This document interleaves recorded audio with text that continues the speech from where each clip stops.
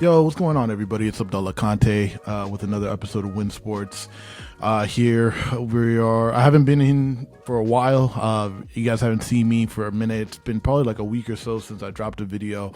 Wanted to kind of make this more of a daily or every other day kind of channel. It's been a long week. I had a birthday. I had the end of Ramadan, so all of those kind of came. So I kind of took some time off. I got a lot of stuff with the day job too. As much as I love talking sports, this isn't my day job. I got a day job. You guys know I'm a photo guy, so I do a lot of pictures during the day, but I definitely love talking sports. And there's been a lot of things happening this week, a lot of pro days that have happened. Miami's pro day, LSU's pro day, Ohio State's pro day. There's been a lot of activity. We saw Ruben Bain, we saw Mansour Delane, we saw these Ohio State guys. The whole team went up there pretty much to watch that pro day, which gives a lot of people that energy of, who are they going to pick? And so it just kind of got me thinking. And one of the things that I've been thinking about is mainly like that commander tag thing. There was a reason why they went up to Ohio State, all of them. And maybe those guys do have the commander tag. But what other players, overall got that commander tag? That's one of the things I wanted to talk about today. Just something that, we haven't, discussed a lot, specifically on this channel. And then we heard about the uniforms announcement, right? Like, you guys know, I put that video up about the types of uniforms that I would want them to see kind of bring back. And what am I hearing? Obviously I've talked to some people who kind of have an idea of what's going to happen with the uniforms, and I'm not sure. I'd like to speculate on it. And so, let's start there. Obviously I'm a big uniform guy for the fact that, I take pictures, I'm an artist, and I just care about the way this team looks. And it really does reflect, the work that I can do based upon how good they look. We saw it last year when they had the Super Bowl era jerseys. For me, it was really hard to go back to shooting the regular whites after that, because those Super Era jerseys really hit hard, really hit differently. And so it got me excited to know that they're bringing those back. It looks like those are going to be the default, away jerseys. It sounds like they're going to bring a burgundy version of that, so it'll basically look like the old Redskins teams. It'll just be those colors specifically. I think the W is going to stay at least for this year. And I know they have a lot of rules with the NFL on how quickly you can change a logo, how quickly you can change, a design of a uniform and all that stuff. But they've been waving that spear around for years. And I'm a Florida State fan. For those who don't know, I love Florida State. So I love that spear. I've always been a fan of it. And I've told everybody here, man, you bring that spear back, I'm going to be making some magic with the work that I can do, hopefully, because I'm just going to be more and more excited to shoot. So I'm hopeful that spear comes back. But is it this year? Is it going to happen this year? I think that, we've seen Darryl Green with the spear. We've seen so many different things that show the spear in it. I don't think it comes back this year. Like, I'm hopeful it does. I know that they're also talking about a rebrand with the black jersey. You guys have seen my design on that, on implementing the spear with the black jersey. I would love to see that if they can do the two combined. I do really like that dark burgundy jersey, and I have an edit for that at the end of this video that you'll see. But basically, I would love to see them go with that design, go with the dark burgundy design, go with the spear on the helmet. I think it's coming back eventually. All the things that I've heard just through the grapevine is more that it's going to either happen this year or next year, with more people thinking that it'll be next year.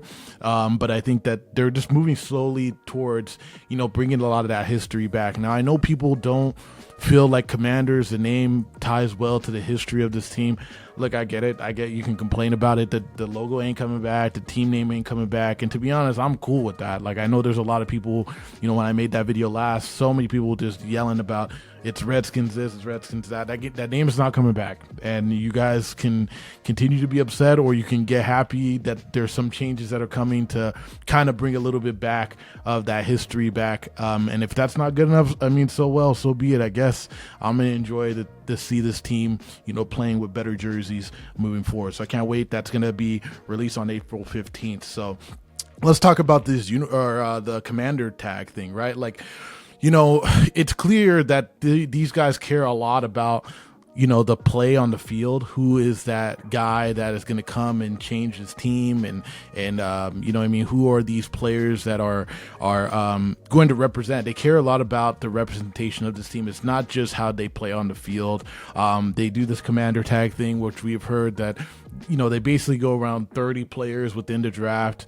They list as commander tag, and I don't know.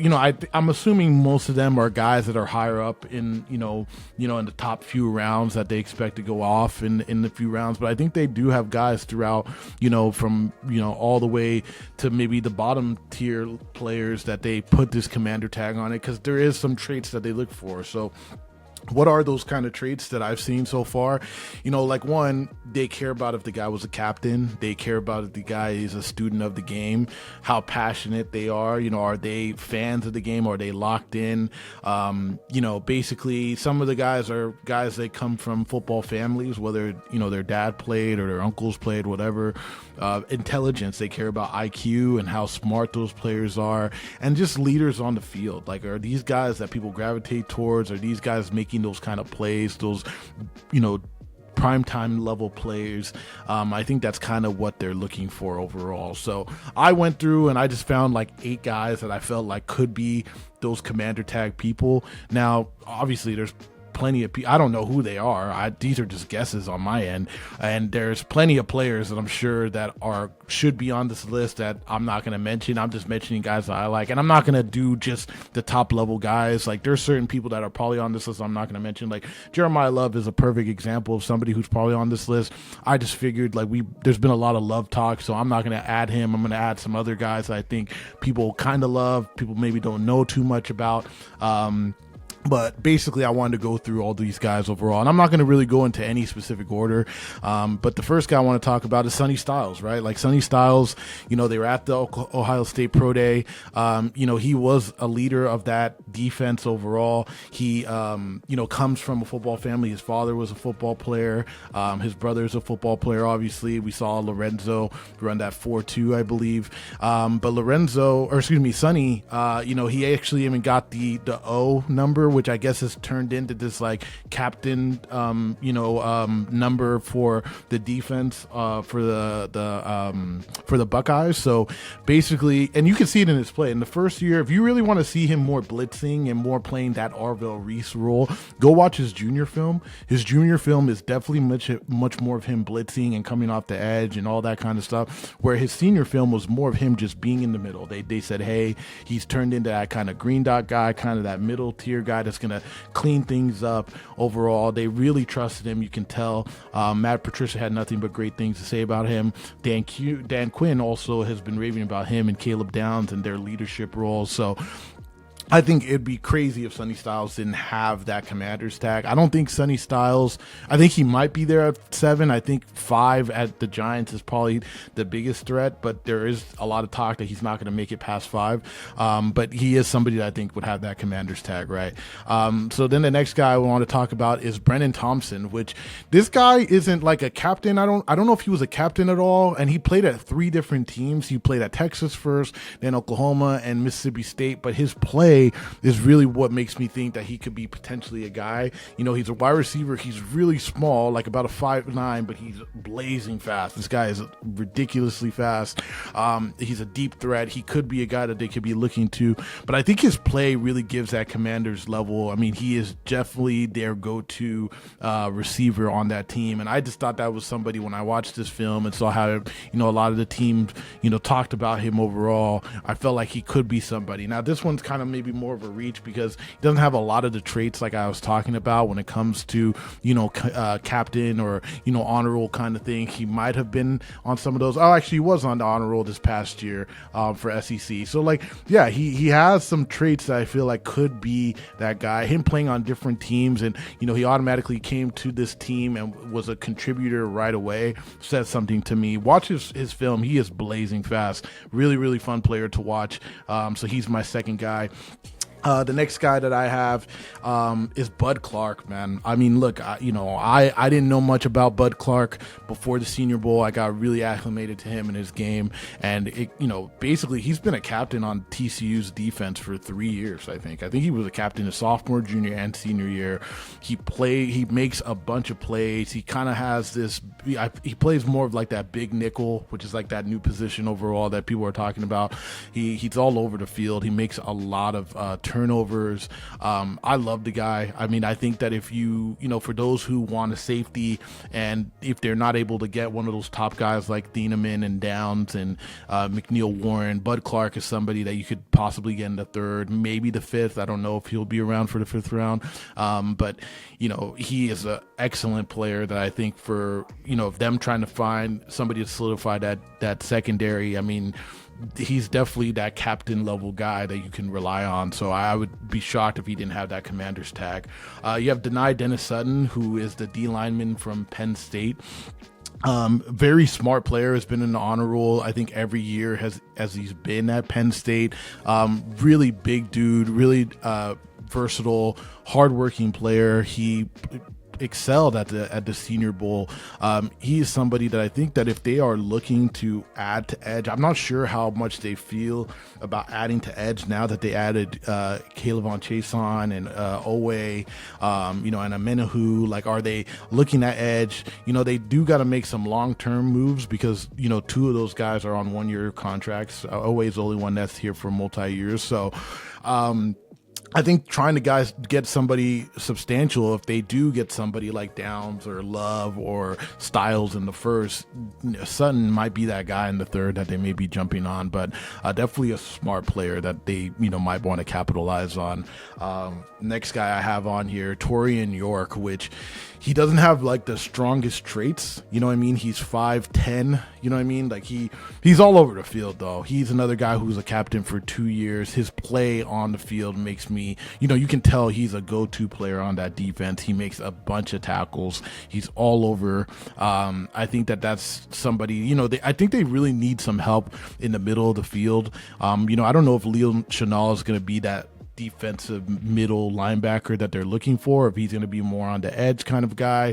Luvu, we know, is a blitzing type of dude. We don't know if Bobby Wagner's coming back. So having Torian York being that guy in the middle, I think it's something that could really be beneficial to this team, and his captain level traits give me that vibe that he could be that another commander tag player, maybe for like the third round, if they're looking to add there.